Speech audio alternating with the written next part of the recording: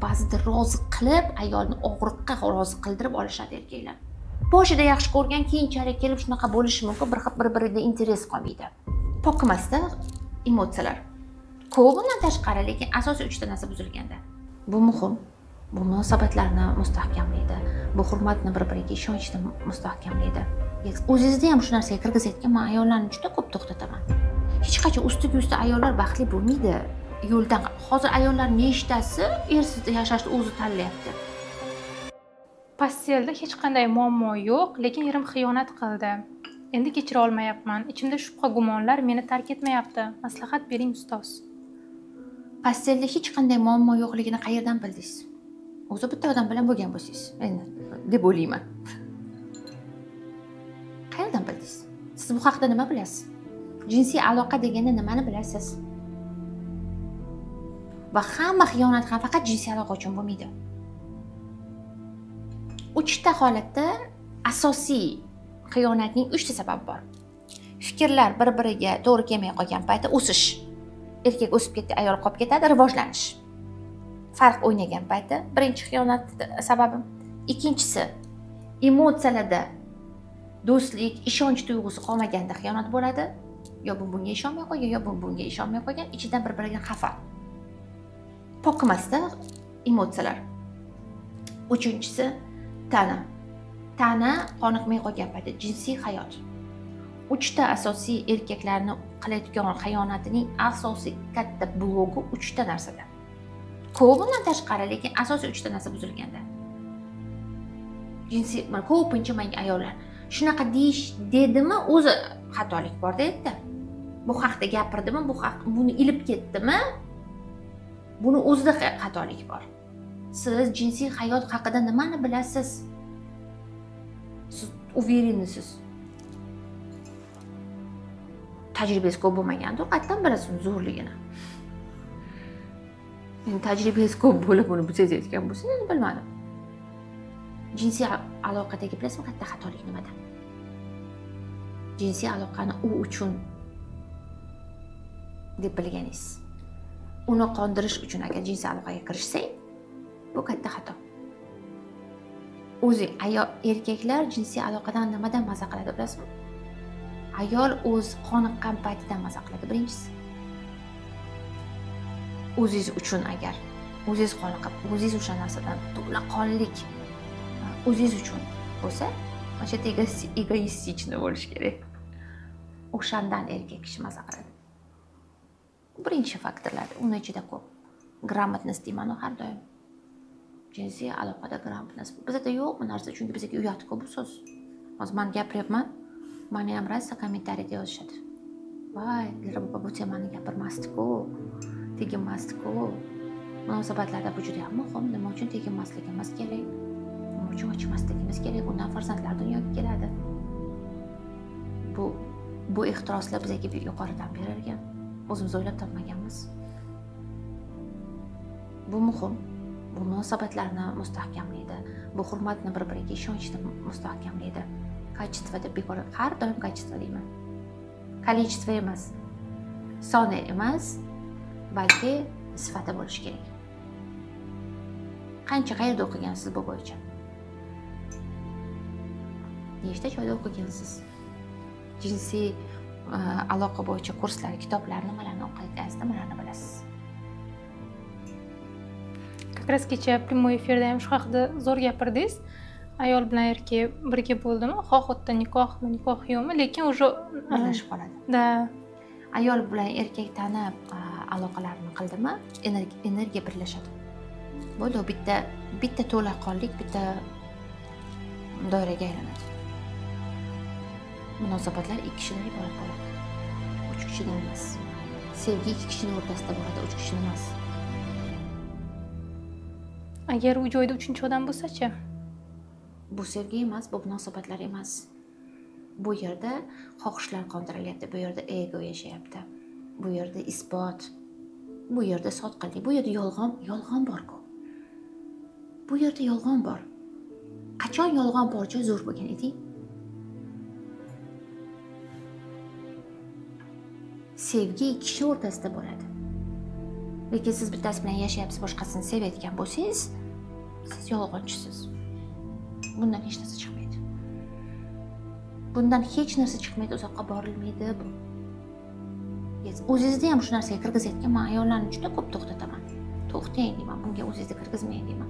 Men qarshi bo'lganim uchun emas, bu yerda umuman men ikkinchi xotinlik, uchinchi xotinlik haqida gapirmayapman. Energetik nuqtai nazaridan aytyapman hozir. Bo'lmaydi. 50 ga 50 o'zi bitta doira bo'ladi. 50 ga 50 100da, ya'ni 100 ustiga yana narigi uchinchi odamda 50 ga ko'payib ketadi. Uni ko'tara olmaydi erkak kishi buncha mehrda. Qo'polroq aytganda, qusvoradi dedi-ku. Shuning uchun yo'q bunaqa narsa. Erta yolg'on bor, erta ego bor, erta hirs deyishadi ko'pda. Hirs bor. Men bilmayman, balki men buni tushunmasman, lekin yo'q unaqa narsa.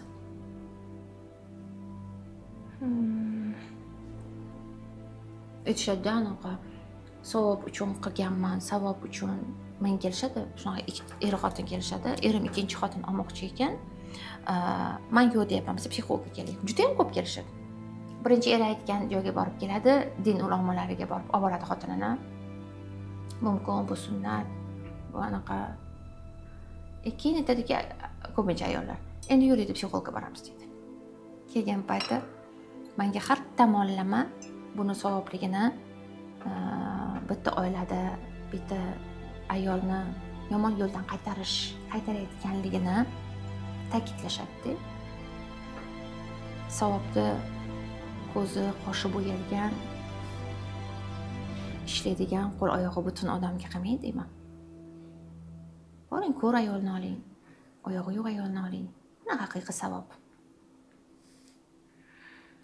Yana savob qiladigan ayoli polnoценный-da. Birinchidan zo'rroq-da. Sen o'zingning xotiningga savob qil deyman. Uni rivojlanishiga.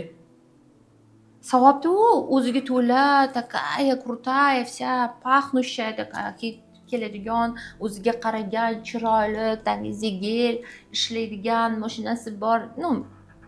Oyoq qo'li butun ayolga qilar ekan. Savob sen o'zingning xotiningga qil, u rivojlanishiga, sen yetmayotgan narsani o'shanga ber. Oxirigacha o'tirib beraman men o'shanda. Oxiri qo'lini ko'tarib chiqib ketishadi. Oxiri keyin menga ataka qilishni boshlaydi. Siz dindan bilasizmi? Siz dinni tushunasiz, musulmonmisiz deyishadi. Men aytaman, siz meni manipulyatsiya qilmang deyman. Ne manipulировать меня deyman. Men juda yaxshi bilaman savob nimaligini deyman. Bitta ayolni yomon yo'ldan, hozir ayollar nechtasi ersiz yashashni o'zi tanlayapti. Ayol jinni emas, yomon yo'lga kirib ketadigan. Unaqa zamon ayollarga oldinlari ish bo'lmagan. Ayollar qiladigan ishi, pul topadigan joyi bo'lmagan, chunki unda ayollar shunaqa qaralganda, endi shunaqa davrlar bo'lgan. Hozir ayollar bilan erkaklarga bir xil ish borda, hattoki ayolligi ko'proq ham. Nega buzilib ketadi u?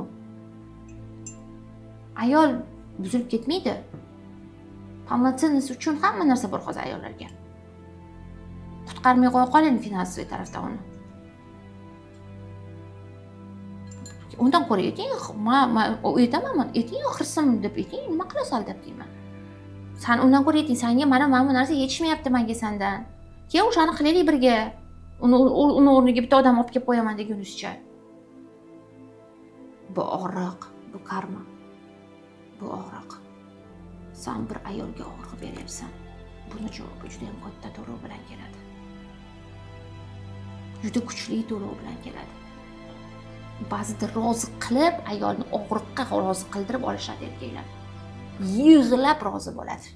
Ana через din monopolirovать, через anaqa sen yo'tiga chidab bersang, turib bersang, jannatga borasan.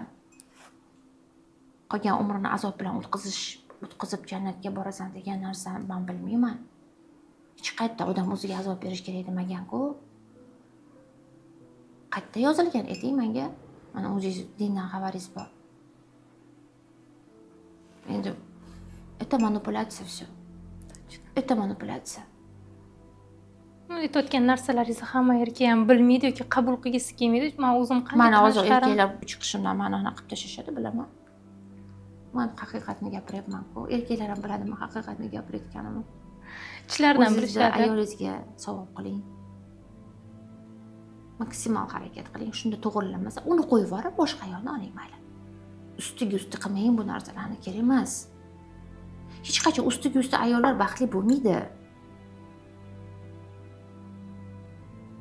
To'g'ri ba'zida bo'ladi, to'g'ri kelmay qoladi. Ming harakatda bu harakat qilsa ham o'zi xohlamaydi. O'zi olmaydigan ayollar bor-da. Bolalarim uchun deydi, bolalarim deydi, jalqa. Qayerga siz otaligingizni yo'qotmang? Chiroyli uyoq bering. To'g'ri kelmadi o'sha ayol. Boqing, buzilmam ketmaydi u, boqsangiz. Bolalaringizga otaligingizni qiling. Yaxshi ko'rgan ayolingizni alohida o'sha oling, yashang birga maza qilib. Uni ustiga olmanglar, kerak emas. Bu og'riq bor yerda. Bo'l bor. Bilasizmi qanaqa og'riqli? Yonadi ichimda olov, vulqon yonyapti deydi ayollar. Yerda yotadi kelib xonamda, divanda ham o'tira olmaydi og'rig'idan. Ko'krigini yerga qo'yishadi. Men deydi ichimdagi olovni o'chirib bering deydi. Men ba'zida yig'layman ularga qo'shilib, ishonasizmi? Men bundan o'tmaganman, bunaqa hech bir holatimdan. Lekin men yig'layman qo'shilib. Achinarli. Achinarli bu, bilasizmi? Kabinet ichida menga ko'rsatadigan og'riq qanaqa? Это больно там. Bu og'riq uchun sen javob berasan. Qo'yvor bo'lmasa, mardlarcha qo'yvor, to'g'ri kelmadi. Ozgina qiynaladi, ozgina orada yashaydi o'sha ayol. Ba'zi ayollarni o'zi ham qo'yib olmaydi-da. Bor ket deydi, men boshqa odamni yaxshi ko'raman deydi, yo'q deydi. Ham uni ham qiynaydi, o'zini ham qiynaydi, bolalarini ham qiynaydi. Butun klan, butun oila, butun urug' azob iztirobda yashaydi. Hammaga iztirob beradi. O'zi ham qo'yib olmaydi bir xil ayollar shuni. Qo'y, meni qo'yib yubor desa ham qo'yib olmaydi. Men ko'p ko'rganman bunaqa ayollarni ko'rib, mazoxistmisan deyman. To'g'ri kelmay qolishi mumkin ba'zida, to'g'ri. Boshida yaxshi ko'rgan, keyinchalik kelib shunaqa bo'lishi mumkin, bir-biriga interes qolmaydi. Bunisini rivojlangan, bunga yoqmaydi, nechun не остался там. Отпустите deyman. Qo'yib yuboringlar bir-birlaringni. Seni ham baxtli bo'lishga haqqing bor, seni ham. Lekin ustiga aytganda bunga qiziqish yo'q, bu ko'chada ayol ham yashirincha kimdadir emotsiya oladi, Instagramdan, ishxonadan kimdir bilan yashirincha gaplashib yuradi. Erkak o'ylaydi-ku, u ichida yashayapti deb o'ylaydi, bitta erkak ham boshqa ayol. Nima keragi bor bu? Bunaqa sotqinlik, bunaqa yolg'onlar, bunaqa og'riqlar, bunaqa befarqliklar nima kerak? Bu jirkancha ish-ku bular hammasi. Не экологично.